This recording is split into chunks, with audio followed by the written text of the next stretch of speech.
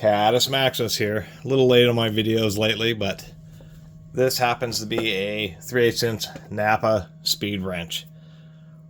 Real similar to like the SKs and even some Craftsmans with long handle. Of course, some speed wrenches have more stubby type handles like this Giller I'll make a video about. Keep making videos about these as I run into different ones.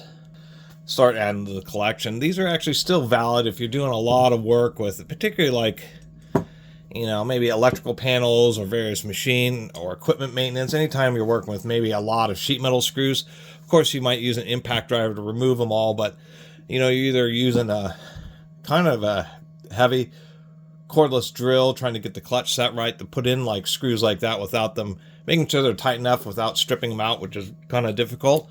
And each time I do a video about speed wrenches, somebody comments about how they actually still use one. A lot of people involved with aircraft, or they're working with a zillion little fasteners. It's just a lot of times it's just convenient just to pop on, you know, a socketed cap screw or a hex bit, and then it just takes a couple, 3 turns to turn in the fastener, and then you can just really get the tension just right. Being an old NAPA USA, I don't know if NAPA actually still sells these, but it's NB85, so I believe that stands for New Britain. This may have been made by New Britain. Quick search on the internet doesn't seem to produce much, but a lot of speed handles tend to be older. A lot of them made in the 60s, 70s, 80s, a lot earlier than that too. But 60s, 70s, and 80s is when they kind of started falling out of favor, although there's still plenty of manufacturers still make these. Snap-on was not notorious, but Snap-on was one of the companies that actually, over the years, they've had a huge variety of speed wrenches. Compact ones, one with extra long stems. Snap-on's probably had, you know, 4 or 5 different handle designs, so speed wrenches aren't as cheesy as you think. One of the nice things about this style of speed wrench, you kind of have to sit back a little bit further, is one, we do have a nice angle here, so when you're cranking, you have nice clearance with your hands. But a lot of times with speed wrenches, relative to the anvil, your hand isn't like this. One of the other conveniences is this is a wrench that just happens to have kind of an extension already built into it. So when you put on a socket or something like that. Geez. Oh, that's unreal. I've actually never run into something like this before, but this anvil, that's crazy. The tight tolerance is this snap-on socket, and the fact that anvil is also really tight tolerances. Oh my god, I mean, it doesn't quite fit in that socket. That's crazy. Anyway, we'll get into, I should do some measurements. I couldn't figure out what was going on because every other I just tried like 20 different sockets. They all go on just fine. So I was doing some measurements. Obviously these aren't the best calipers in the world, but getting right across the top of the anvil there, it appears, even though it doesn't appear to have been dropped, there's just a little bit of a lip, like when they did this grinding operation or machining operation to give that little bit of a tip.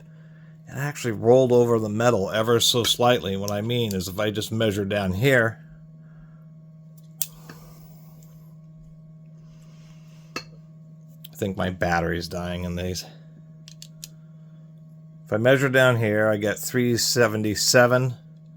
If I measure right across the top of the anvil, I get 383. So 383, 377. So that's what's happened here. And it's something just a little bit used. This thing's, you know, if we look closely at the anvil, there's basically no wear. This thing was purchased and not used. But as far as fitting, since it was 383 or so, we got like 385. That's where a lot of them are. But this snap-on here is 380. And it's amazing. In that direction, it's a little bit wider. Well, if I get it. No, it's not. It's about 380 as well, if I hold the calipers correctly. And quite literally, the 0.003 of an inch.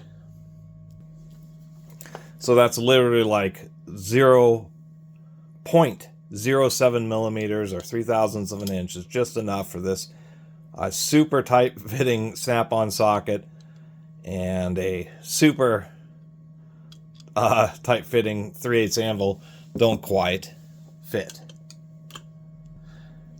And of course 3/8 would be 0.375 inches. So this anvil is already like really nominally sized. So goes to show you some quality there. Sometimes when you have super tight tolerances on two different tools, such as this anvil, and we can see maybe part of the deal is there's a lot of speed wrenches are just older style. They have a duller type of finish or chrome plating, just like this Giller. But we can see here that this is a new enough one where it has like the newer deep chrome, really lustrous chrome finish here.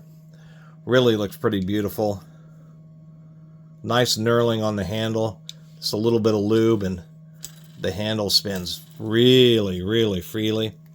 Just like it is, it's a nice lustrous chrome NAPA speed wrench. And you just don't run into a lot of NAPA USA tools. A lot of people both hold on to them. And a lot of times they're bought by auto shops and that type of stuff.